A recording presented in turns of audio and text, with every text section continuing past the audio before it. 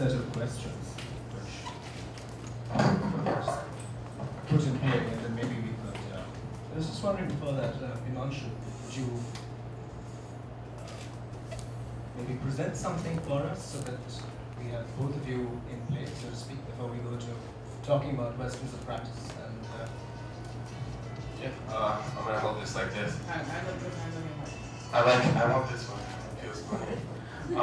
I'm gonna, I guess, rap something I wrote that on our album that came out in September. I played it briefly on my discussion with Jonathan yesterday.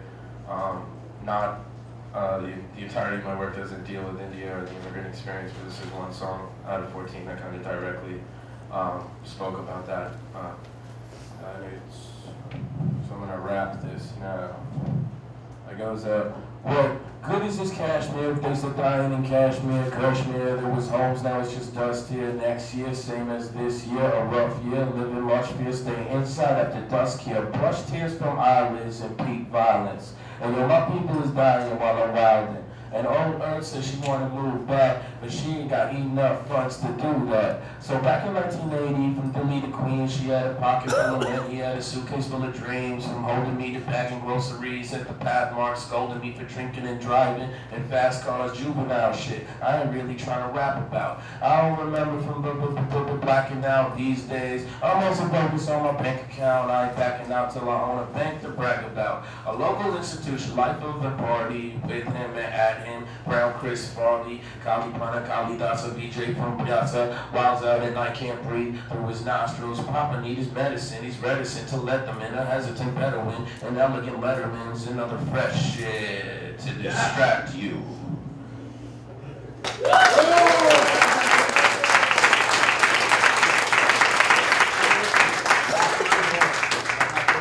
could I ask both of you how this is managed in practical terms? What's the kind of flow one way or the other between these practices?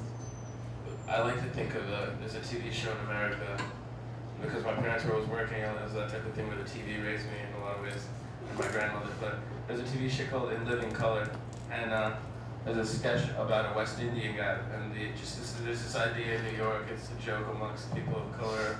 It was in the past, at least more so, the stereotype of West Indian people as having multiple hustles, multiple jobs.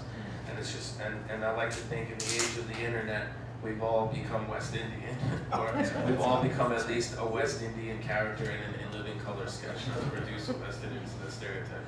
But I mean, I think, again, I mean, this is one of the things that makes me tick, but I have to think it's part of a result of, you know, of the internet in a lot of ways, and in this idea of self-curation, and in the Twitter and Facebook, this idea of photographer, blogger, writer, and a lot of these people are not even doing these 5 things, but it becomes a thing where they're doing a little bit of it, of each of it, and it becomes a question of is this something that's ultimately going to hurt art, that all these people have to do 5 things and may not, you know, excel at one thing, and it is not just the internet, but a matter of, you know, increased income inequality, and the more difficult it gets to live, the more difficult it gets to live as a writer, an artist, a photographer, a blogger, or whatever it is. So that's how I think about it. I think my answer is quite similar to that, which is that we have the opportunity to make our living doing this stuff, but actually we're very, very busy, but it also leaves you with these sort of stretches of time. If you're a writer, you can't be writing 24/7. That's not how it comes. So there is time for the photography, and there's time for tweeting, which I do a lot of, because, but you know, my own fundamental drive is that, you know, I'm like the low-key competitive guy.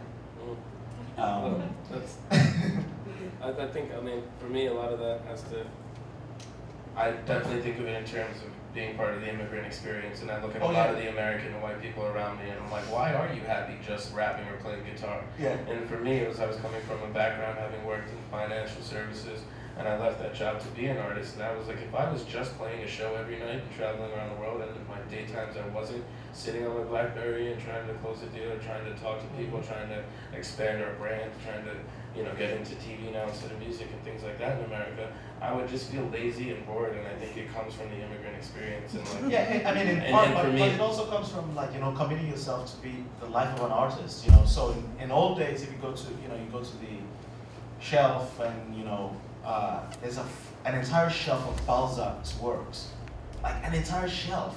and he wrote longhand. You know, how did he do this? And you know, then our version of that, my version of that becomes, I take 30 minutes to write one tweet, you know, and nobody needs to know this, but I know it, you know, so I might not end up with a shelf full of works, but I know I'm putting in my intensity and my work, and I think, I mean, I hate to think in terms of like merit or whatever, but like the work you put into something also does end up having some kind of recompense to it. So I think it's partly an immigrant thing, but it's also partly a, I can't believe I get to make a living as an artist. I better not screw up. Yeah. So everything I come to like, so that becomes the inner drive, like, no, I know most people will think that's a pretty good photo. I think it sucks.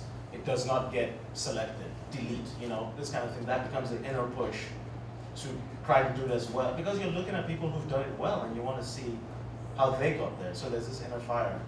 But I just want to jump in with one thing here that's not directly related to your question, which is something I said in a previous panel, which has been a sort of like murmuring in the background, controversially. I made a comment about truth and about fiction and nonfiction, and basically what I said was that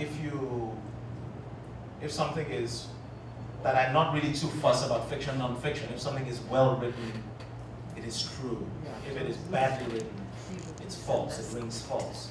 And I just want to clarify what I mean by that is that if you're dealing with a situation where facts are declared as an important part of it, and it's a nonfiction work, it's journalism, or you're claiming something to be factual, your ethics and you know, the reality of this work with you demands that that needs to be absolutely factual to the best of your knowledge. You don't invent a character who was not there. You don't put words in people's mouths that they did not say.